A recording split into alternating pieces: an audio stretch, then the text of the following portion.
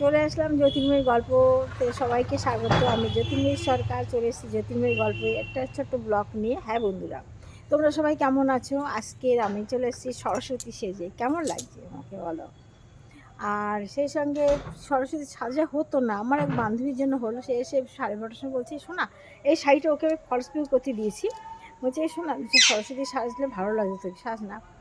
এবার বলার সঙ্গে সঙ্গে আমি তাই চল তাহলে তুই তাদের বলা, হ্যাঁ আমার ইচ্ছা, বহুদিন ইচ্ছা তোর কপালে একটা কলকে এঁকে দেবো।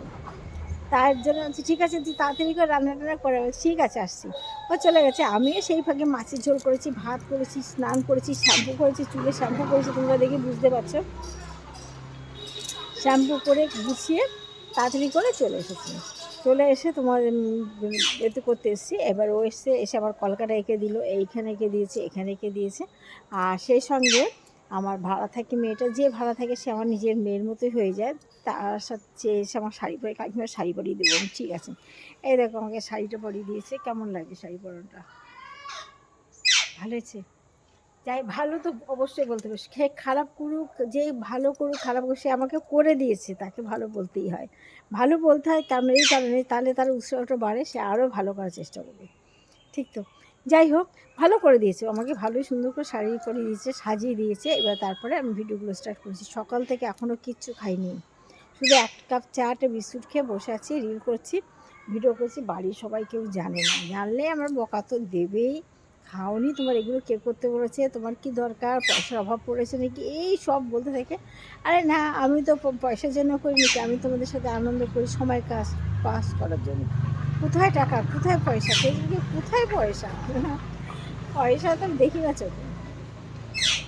যাই হোক, একদিনে আমার কত লম্বা চুল হয়েছে তোমরা দেখো, দেখেছো একদিনে কত লম্বা চুল হয়েছে। যাই হোক বন্ধুরা, এবার ভিডিওটা ছেড়ে এবার খেতে যাব।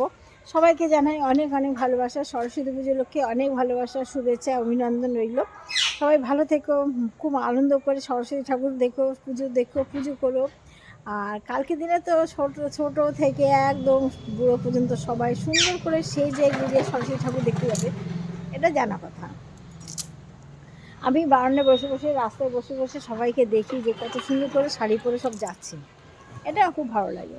ঠিক আছে, আজকে আর বেশি বকবক করবো না। ভিডিওটা দেখো, একটু লাইক করো। এত কিছু কষ্ট করি তোমাদের কাছ থেকে এইটুকু ভালোবাসা পাওয়ার জন্য, আর তোমাদের ভালো লাগার জন্য আমি এগুলো করি। তোমরা দেখে ভালো লাগলো, একটা লাইক কমেন্ট করো।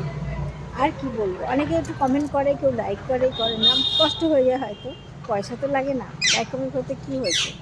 ঠিক আছে বন্ধুরা, আজকে তবে ভিডিওটা এখানে সারলাম। আবার আসবো আরেকটা ব্লগ নিয়ে, সবাইকে ভালোবাসা দিয়ে টাটা।